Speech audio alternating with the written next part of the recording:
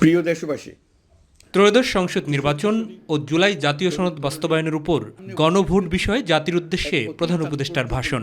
আর মাত্র একদিন পরেই সারা দেশে অনুষ্ঠিত হবে ত্রয়োদশ জাতীয় সংসদ নির্বাচন।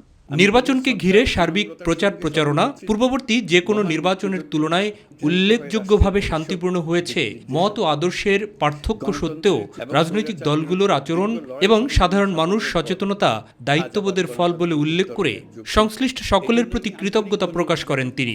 দেশের সকল রাজনৈতিক দল, প্রতিদ্বন্দ্বী প্রার্থী, ভোটার, নির্বাচন কমিশন, নাগরিক সমাজের প্রতিনিধিবৃন্দ, গণমাধ্যম কর্মী এবং নির্বাচনের সাথে সংশ্লিষ্ট সকল আইনশৃঙ্খলা বাহিনী ও প্রশাসনের প্রতিটি সদস্যকে আপনাদের সম্মিলিত প্রচেষ্টায় আমরা একটি আশাব্যঞ্জক পরিবেশে নির্বাচন অনুষ্ঠানের দ্বার প্রান্তে পৌঁছতে পেরেছি। এই নির্বাচন জুলাই গণ অভ্যুত্থানের পর দেশের প্রথম জাতীয় নির্বাচন। রাজপথের সেই দাবি আজ ব্যালটের মাধ্যমে উচ্চারিত হতে যাচ্ছে। তাই এই নির্বাচন বাংলাদেশের গণতান্ত্রিক যাত্রায় একটি ঐতিহাসিক মাইলফলক বলে উল্লেখ করেন প্রধান উপদেষ্টা। ফলাফল যাই হোক তা মেনে নিয়ে দেশ গড়ায় সবাইকে একযোগে কাজ করারও আহ্বান জানান ডক্টর মোহাম্মদ ইউনূস। বিজয় যেমন গণতন্ত্রের অংশ, তেমনি পরাজয়ও গণতন্ত্রের অবিচ্ছেদ্য সত্য। নির্বাচনের পর সবাই মিলে একটি নতুন ন্যায়ভিত্তিক গণতান্ত্রিক ও অন্তর্ভুক্তিমূলক বাংলাদেশ গড়ার কাজে আত্মনিয়োগ করুন।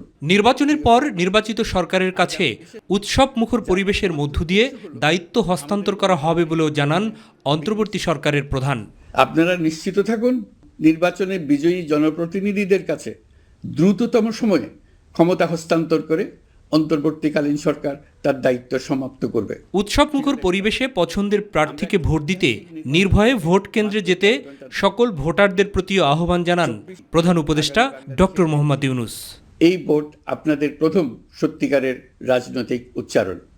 তাই আমি আপনাদের কাছে অনুরোধ নয়, দাবি জানাচ্ছি, ভয়কে পেছনে রেখে সাহসকে সামনে এনে ভোট কেন্দ্রে যান।